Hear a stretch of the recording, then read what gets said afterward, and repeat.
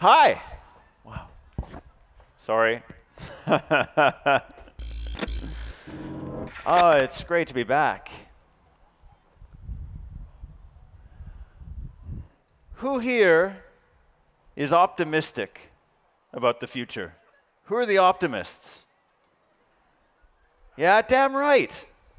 Right? And you should be optimistic about the time that we live in. Just the facts of where humanity is at right now, of the opportunities in front of us, of the aggregate gains that we are making. The facts are that this is the best time in history to be alive. And I can prove it to you. I mean, just on the major measures of health, of wealth, and education, we've never been doing better as a civilization, as a planet. You know, take the most fundamental measure of health, which is life expectancy. All right, it's the single most important question that all health scientists want to know. How long are we going to live? And by that simple measure, we've never been doing as well as we are today. In 1950, the average human lived to the age of about 50. And today, the average human lives to the age of about 70. It took us 1,000 years to go from 30 years to 50 years of life expectancy. And we went from 50 to 70 in just the last 65. Woo! Okay, let me try it again. So, boring graph. I admit it doesn't look sexy, but think about that for a minute. Like, what are we doing here on this planet? What is the game that we are playing? And I'll tell you the game that we are playing. The game that we are playing is to take the most abundant thing in the universe, which is matter, and turn it into the rarest thing in the universe, and that's life. That's the game we're playing. And us alive today, we're playing that game better than any other time in history. So yeah, right? Feel that, okay. What about wealth? So what's the big picture of wealth on this planet? And if we want to talk about wealth, let's not worry about the rich, the 1%. Let's worry about the poor, because that's where changes in wealth make the biggest difference. In 1990, almost 2 billion people on this planet were extremely poor, according to the World Bank. Today, that number has fallen by more than half. There's maybe 500, 700 million people. And this is the first time in human history that the number of extremely poor people has fallen at the same time as the overall population has exploded. We've added 2.5 billion people to the planet in the last 25 years, but there are less than half as many poor people. So that's an amazing achievement, right? Feel it. It's a good time to be alive, people. What about education? Did you know in 1990, half of all adults in the world could not read or write? Half. And today, 15%. And those 15% are mainly elderly, which means that the incoming generation of adults, for the first time again in the history of this planet, is going to be universally able to read and write. Everyone on the planet is going to be reading and writing. And again, this is just a historic achievement. On the other side of education, higher education, university, there are more people alive right now with a university degree than all degrees awarded in history before 1980. We live in a profoundly positive moment. Unless you're a pessimist. Who are the pessimists? Yeah. Anyone else? thinks the world is going the wrong way fast? Because you're right. You are absolutely right. And the facts support it. And all you need to do to feel really bad about the direction humanity is headed in is to take those big headline achievements and break them down and ask who's winning and who's losing. And what are the new risks that we've created in society? Life expectancy, yeah, that's great. We're living 20 years longer than we were just 50 years ago.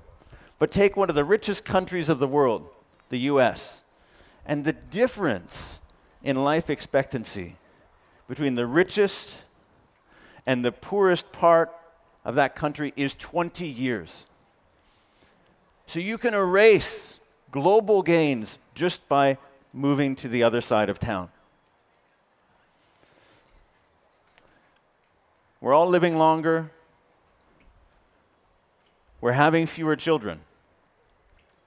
And you put those two facts together, and it means that humanity as a whole is aging faster than ever before. In 1975, the average person living, the average age of all of us was 20 years. And now the average age is 30 years. Does that sound like a lot? I don't know. Let me tell you, it changes everything. Because almost every human want and need and ability changes with age. I'm a political scientist, so I study numbers a lot. I look at public budgets, right? Welfare. How much does it cost to provide public services to our populations? And in the richest countries of the world, like the US, the numbers are really scary. To give the current level of public service to Americans in 2030 is going to cost them another $1 trillion. You're not going to get anything more for that, but they're just more older people for whom it costs more. And while we're talking about health, we love talking about amazing medical advances, but one of the challenges, one of the fears and risks of living in a time like now is how connected, how tangled we are. And you know who loves connected, tangled populations? Disease. Last year was the worst flu season in a decade across Europe. And why? Because it was the worst flu season in a decade in Australia. And because of global transport, global livestock trade, we now live in a world where when Australia sneezes, the rest of us all get sick. And pandemics have always been humanity's worst killer. And yeah, Chris, really nice. You talk about extreme poverty, and we're winning the war on that. But you know what? The reality is, if you take away China, huge achievement. In the rest of the world, the progress hasn't been nearly as clear. In fact, in Africa, extreme poverty has risen by about 150 million people in the last couple decades. And what about here in Europe? If I took all the wealth in Europe and I made it a pie eaten by 10 people, then one person eats half the pie, and 5 people eat the other half, and 4 people eat the crumbs that are left over. Is that a good thing? I don't know. I don't think so. But this is the world order that we built after the World War. And these are just a couple of the people who are leading the countries that were the architects of that world order who are now trying to tear it apart. Because they don't think that that's the way to deliver prosperity in the future. When, by the way, whose ideas are going to govern that future? Here's a fun question. Do you trust public institutions in your country? Two of the biggest architects of the way the world is now, the UK, the US, a majority do not trust government, do not trust media, do not trust the system they have created. If you want to find high levels of public trust in the world today, you need to go to the Middle East, or you need to go to, any guess, which country in the world has the highest level of public trust? China, by a country mile. So, whose ideas are going to govern the future? See, what is so fascinating and what is so frustrating about the time that we live in right now is that we are teeming with energy, with possibility. And that energy, we are either going to thrust up to some kind of new future of flourishing, or it's going to tear us apart. Those are the stakes that we live in right now. And that the choices that we make, the actions we take over the next 10 years, they are going to set the floor and the ceiling for humanity for the next 500. Those are the stakes that we live in. How good a job are we doing right now navigating this time that we live in? And I would argue that we're not doing a very good job at all. We're having a really hard time seeing the future that is coming at us, right? I mean, go back 10 years, and 10 years ago, people thought, the financial crisis, that can't happen because we've diversified away risk. So I'm going to get myself some water. Brexit, never going to happen. Right? Trump, unelectable. Globalization, irreversible. Democratization, we thought it was everywhere inevitable. Facts.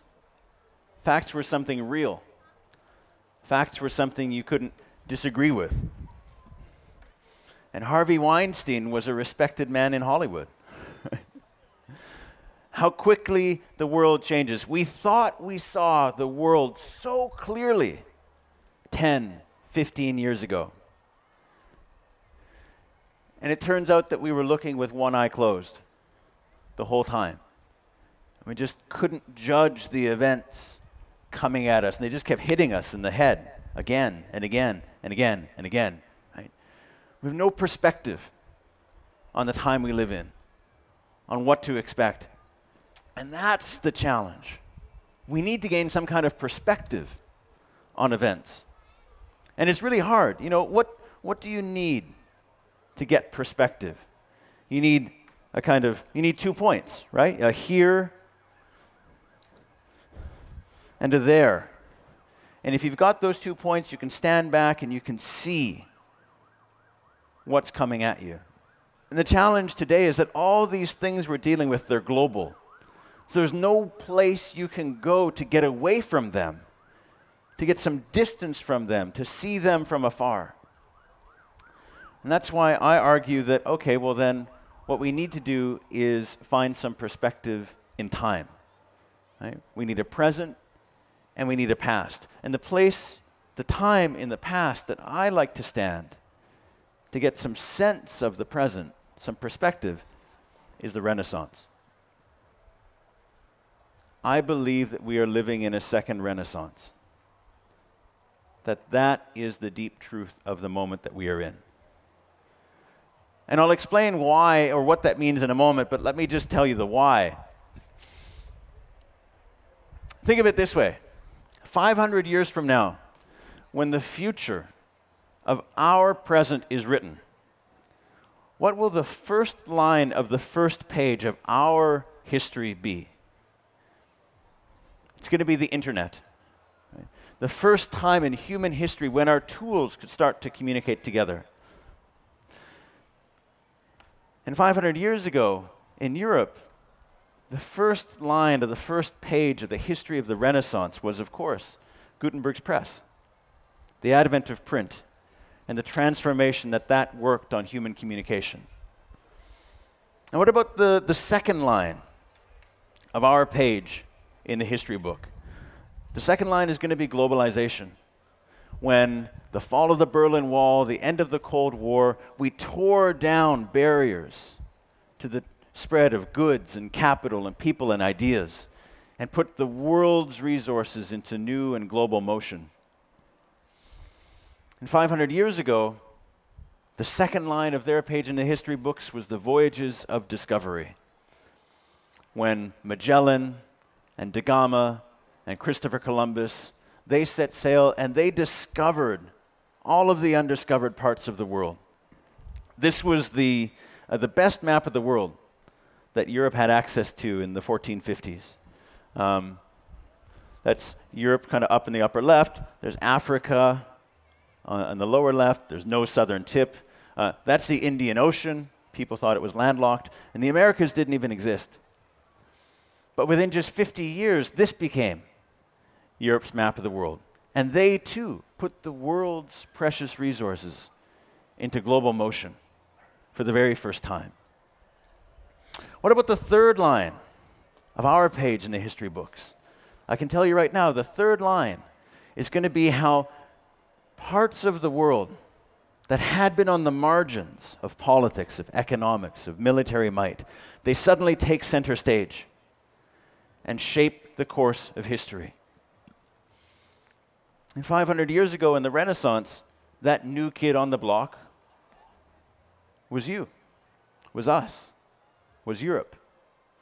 This is how Ming Dynasty China in the 1400s looked at the world. This was China's map of the world 500 years ago. And that was Europe. Literally on the margins. That's how important it was. And within 50 years, that map was completely wrong, completely useless. And what's the fourth line of our page in the history books going to be? The same as theirs. Scientific revolutions, technological revolutions, whether it's Copernicus or AI or blockchain or 5G. So I think of the here and now as another Renaissance moment. And I get so excited about the possibility of that, about the promise of that. Because what was the Renaissance? It wasn't just a change in art forms, but that was part of it. It was a shift in so many paradigms of how Western civilization looked at the world, that together it shifted the whole of Western civilization out of the medieval age and into the early modern era. Right? It was the whole paradigm of economics shifted from sort of maintenance to growth. The basic paradigm of how we communicated shifted from one-to-one, writing and speaking, to one-to-many through printing press. The whole sort of idea of what art is for shifted from telling a sacred story to expressing the artist's own individuality. And those weren't even the biggest shifts. The real big shifts that took place were far more fundamental than that. We shifted where we looked for truth. From revelation to observation. Right? From the ancients, from the Bible, to present-day research.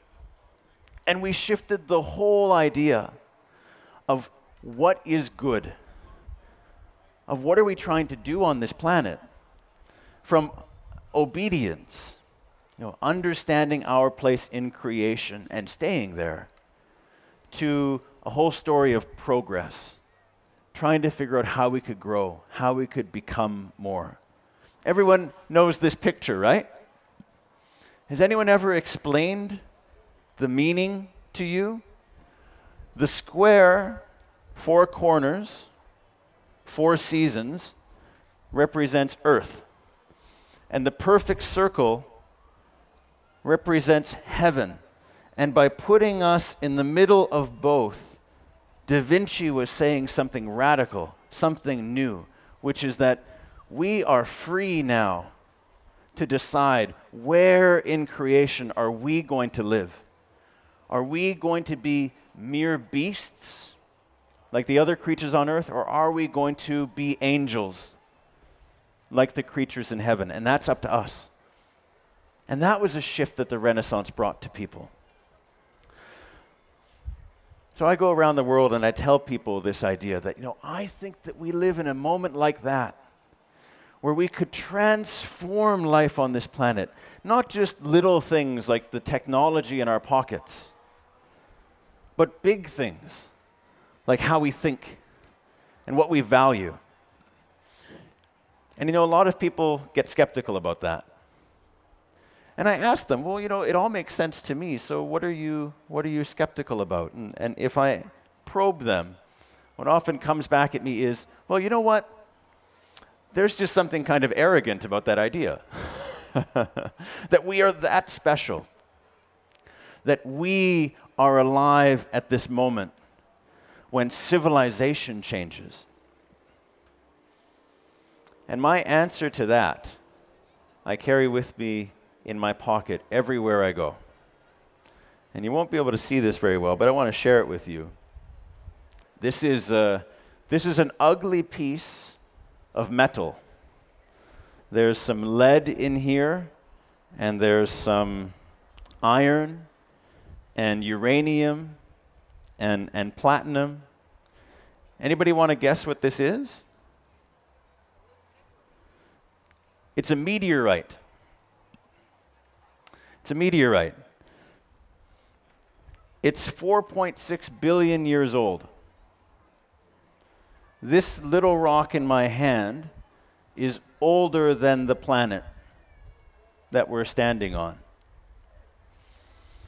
And I carry it as a reminder to be humble about the here and the now.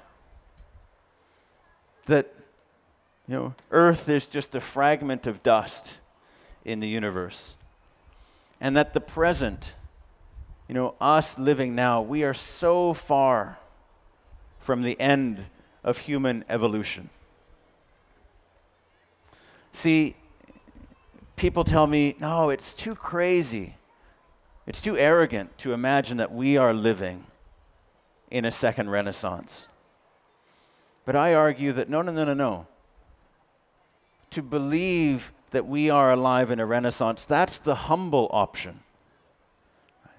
That's the option of recognizing that we aren't living with humanity in its finished form, that we are one of those in-between generations, and that we are going to need to let some things die, some ways of thinking and believing die, in order that new ways can be born. And that's the humility of living in a time of radical change like this. And that's the choice. So to live in a Renaissance moment is to recognize that we face a profound choice. Are we going to cling to the paradigms that are dissolving beneath our feet? Or are we going to courageously declare that we are lost, that we have lost those paradigms, that the maps that we are navigating by right now that tell us where to go and how to get there, that they don't do either of those two things anymore, that we are lost and we need to go on our own voyages of discovery to explore this new world that we are in. And I can't think of a better example in history of the importance of that choice than the story of Christopher Columbus. So this is Christopher, my namesake. What did Christopher Columbus do? He discovered America. Exactly. And that's what he's remembered for in history. But the interesting thing is, that was not what Christopher Columbus wanted to do. Right? Christopher Columbus was trying to find Asia. He wanted to find a sea route to Asia. Why? because, little history lesson, right? You can't really see, no, you can't. But the Ottoman Empire had expanded into Eastern Europe. They controlled the overland trade routes for silk and spices from Asia. And so Europe needed new ways to get to those markets. And that's what Christopher Columbus wanted to do. And he had this map, and he had this theory that if he sailed off that end of the map, that he would end up on the other side, right? And so he ran that experiment. And he found land, and then he came back to Spain, and he said, hey, great news. I found Asia. I found a sea route to Asia. And everyone was excited. And then they asked, great, where are the spices? Did you forget to bring the spices back with you? And he said, oh, no, I didn't find any spices. And they said, oh, but you found silks, right? Did you bring some silks with you? He's like, no, actually, I didn't find any silks either. Well, did you find any Christians? I mean, we've sent missionaries to Asia. You should see some. He's like, no, I didn't even find any of those. Like, what? We paid you all this money, sent you all this way to find Asia, and you didn't find anything that we wanted of value there. In fact, Columbus was so convinced that he had found Asia that in the first 2 years that he got back, people were disappointed in his discovery. And it was only 10 years later that another Italian, Amerigo Vespucci, he went to see these lands for himself. And he had the aha discovery that the reason that there are no Asian silks and no Asian spices and no Asian Christians here is that this is not Asia. This is a mundus novus, a new world, a world that the Bible doesn't even talk about. And what I think is so important, the lesson from that, is that Christopher Columbus made maybe the most important discovery in the history of Western civilization. And we named it after the person who had the courage to say, we're lost. That the map you're working by is not the map we should be navigating by anymore.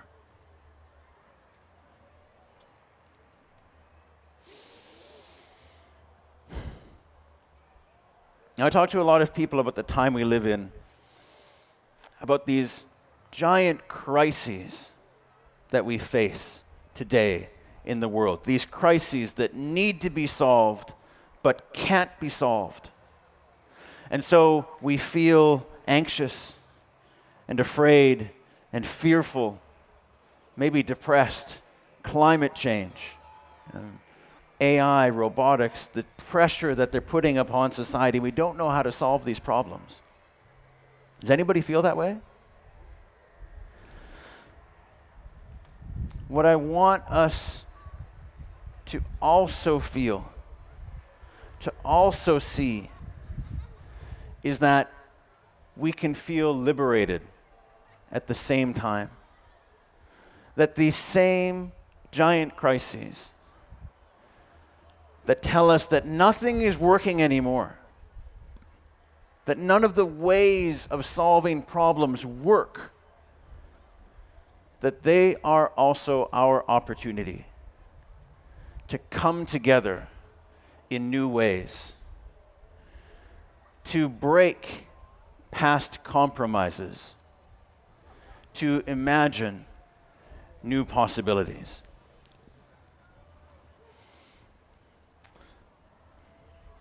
There's a question that sometimes people ask to encourage us to imagine possibilities. And the question is, what would you do if you knew you couldn't fail? Anyone heard that question before? What would you do if you knew you couldn't fail? And it invites us to recognize the things that hold us back. Well, I have a different question for you. What would you try to change if you knew that 50 years from now, the world is going to be different? What would you try to change if 50 years from now, if you knew that 50 years from now, the world was going to be different? Because those are the stakes of the time that we live in. That is the possibility. That is the opportunity to make of this moment a second Renaissance. And anyone who doesn't believe that that's possible doesn't understand the truth of the human condition. And I invite you to recognize, to live in that truth, and make of this moment a new Renaissance. Thank you.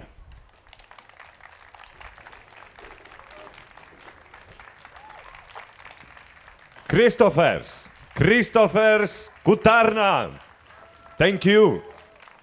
Thank you. Maybe you also want to know, are there any questions? You know, he says my name better than I do. Now you see, you're in Latvia, and when you ask Latvian people, is there any questions? See? No questions. Oh, come on. There's got to be one. Thank you. Thank you, Christopher. Thank you.